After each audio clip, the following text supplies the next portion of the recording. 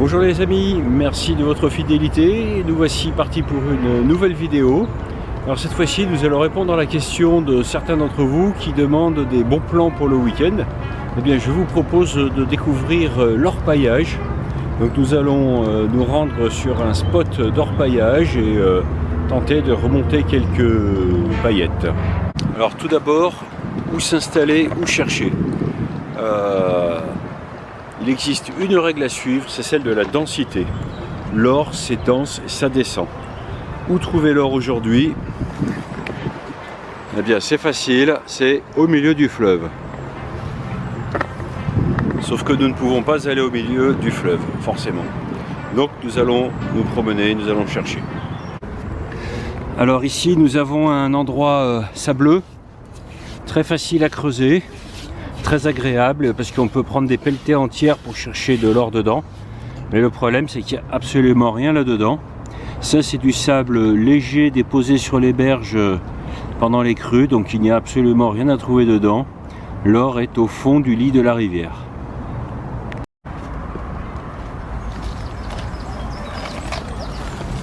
Alors parfois l'orpaillage demande de passer dans des endroits dont l'accès est assez difficile. Car le terrain peut être un peu escarpé.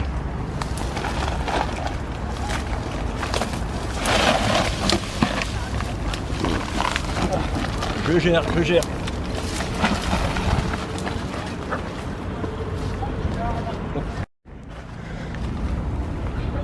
Alors, nous voici maintenant sur le spot, c'est-à-dire l'ancien lit de la rivière, donc il faut se renseigner. Il faut chercher, il faut beaucoup réfléchir. La rivière passait par ici à une époque, perpendiculairement au courant actuel. Et donc ceci était le fond de la rivière il y a de cela quelques siècles. Et c'est au fond que nous attend l'or. Alors, côté matériel, voici le plus simple que l'on puisse connaître. Une bassine, on peut s'en passer mais je préfère quand même. Et un panne. Également une paire de gants et un grattoir, parce que rentrer là-dedans à la pelle c'est complètement impossible.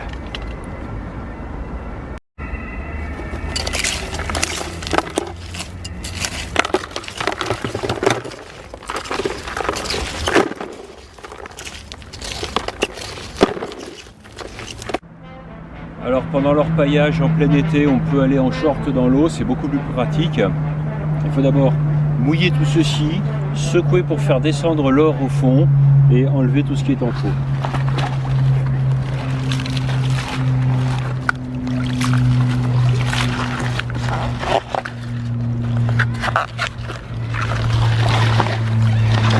Voilà, donc on secoue, on remue. Tout ce qui est lourd et dense va au fond de la bassine.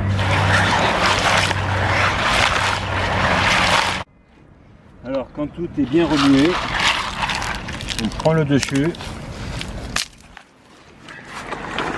et on l'enlève. Alors moi je l'envoie dans la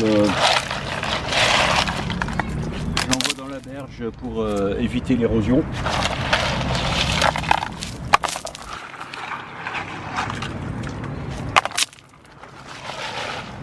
Et à ce moment-là, on verse le contenu de la bassine dans le panne.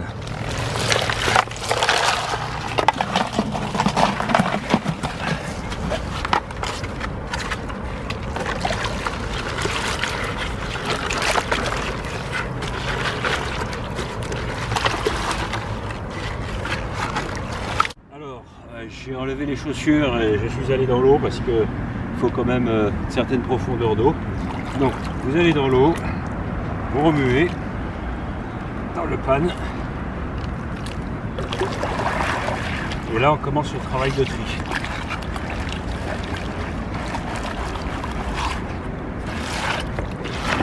On fait partir par-dessus tout ce qui est le moins dense.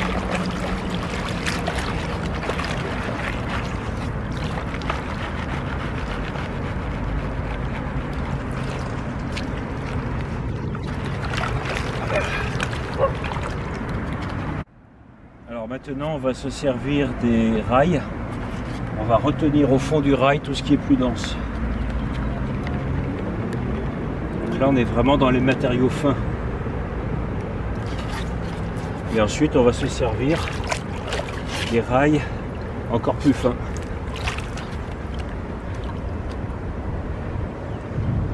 Le plus léger s'en va, le moins dense s'en va et le plus lourd reste.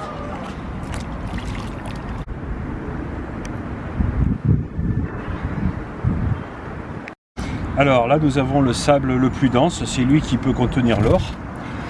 Et à ce stade, je ne vais pas chercher à tout nettoyer. Mais je vais conserver dans un pot ce sable dense.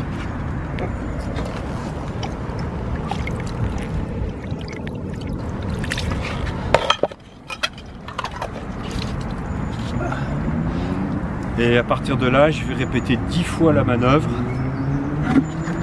Remplissage de la bassine et tout passer aux pannes. Et quand nous aurons concentré 10 bassines, à ce moment-là, nous passerons à la recherche de l'or de manière beaucoup plus fine, beaucoup plus précise.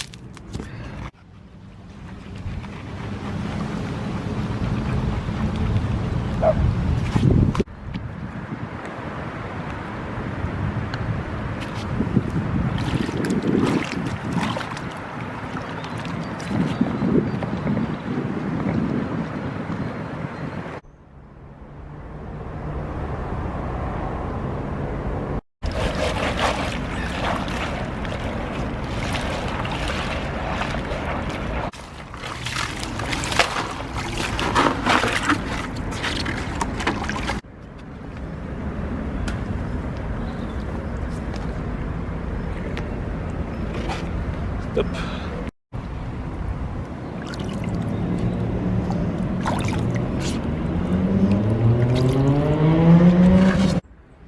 Donc maintenant nous allons reboucher le trou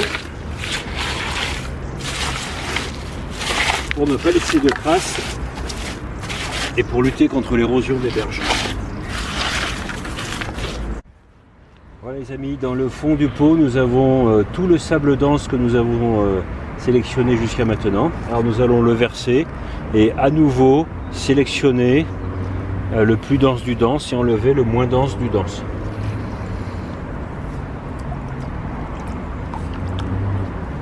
Maintenant il faut y aller vraiment tout en douceur pour ne rien perdre.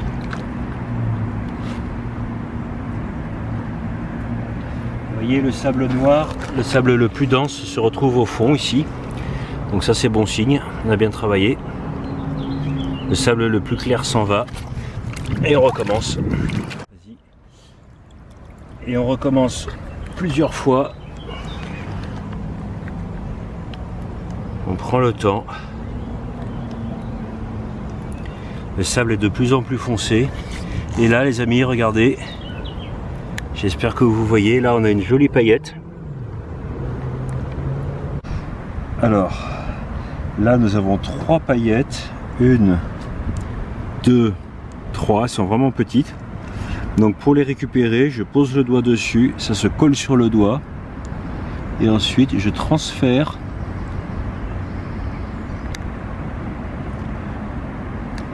dans une fiole à parfum. Première paillette.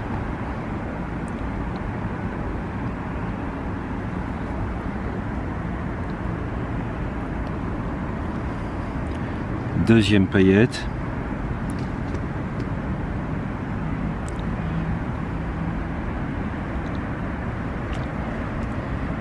Troisième paillette.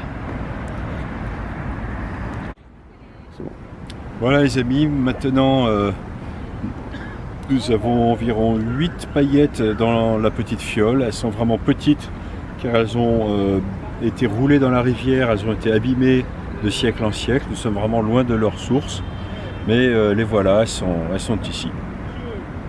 Voilà, au revoir les amis, j'espère que maintenant vous saurez quoi faire de vos week-ends. Il suffit d'un pan, d'une fiole et d'une rivière surtout, une bassine, des gants, et vous pouvez récolter quelques paillettes, pas forcément de quoi faire une cuillère en or, mais quelques paillettes quand même. À bientôt.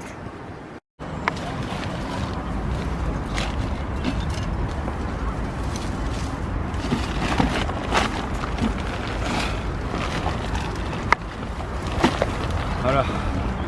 Le métier de chercheur d'or est une activité qui demande une excellente condition physique, surtout lorsque vous vous rendez sur des terrains particulièrement accidentés.